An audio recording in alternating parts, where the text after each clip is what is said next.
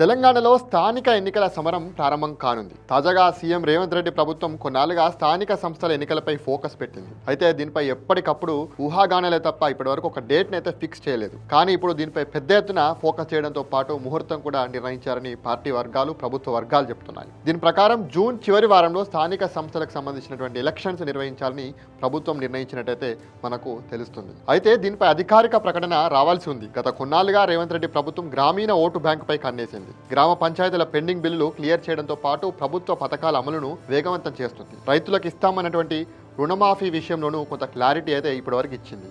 ఇంకా అర్హులు ఉంటే ఎవరైనా నమోదు చేసుకోవాలని కూడా ప్రభుత్వం చెప్తుంది. ఈ నేపథ్యంలో తాజాగా ఎన్నికల కోణం కూడా బయటికి వచ్చిందనేటువంటి విషయాలైతే మనకు కనబడుతుంది. ఇదిలా ఉంటే గత కొన్ని రోజులుగా గ్రామాలలో కూడా రాజకీయ సందడి ప్రారంభమైంది. మంత్రులు, ఎమ్మెల్యేలు కూడా గ్రామాల్లో ఎక్కువగా పర్యటిస్తున్నారు. గ్రామాల్లో నెలకొన్నటువంటి సమస్యలు కూడా తెలుసుకుంటున్నారు. ప్రజలకు ఆ సమస్యలపై హామీలు కూడా ఇస్తున్నారు. ఇటీవల సీతక్క, బట్టి విక్రమార్క, పొన్నం ప్రభాకర్ లాంటి మంత్రులు కూడా చాలా వరకు కూడా గ్రామాల్లో పర్యటించారు కూడా.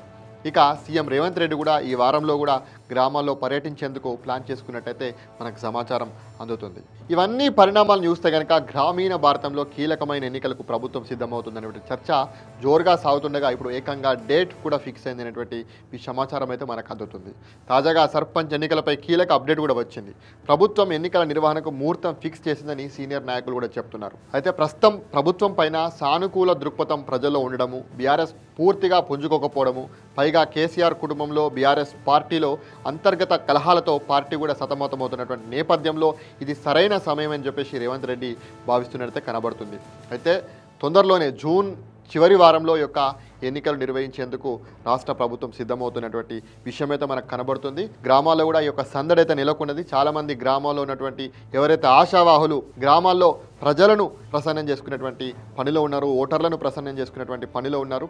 ఆ రకంగా కాంగ్రెస్ పార్టీ కార్యకర్తలకు కానీ, కాంగ్రెస్ పార్టీ శ్రేణులకు కానీ కాంగ్రెస్ పార్టీ అధినాయకత్వం కూడా కొంత గ్రీన్ సిగ్నల్ ఇచ్చినట్టయితే మనకు కనబడుతుంది.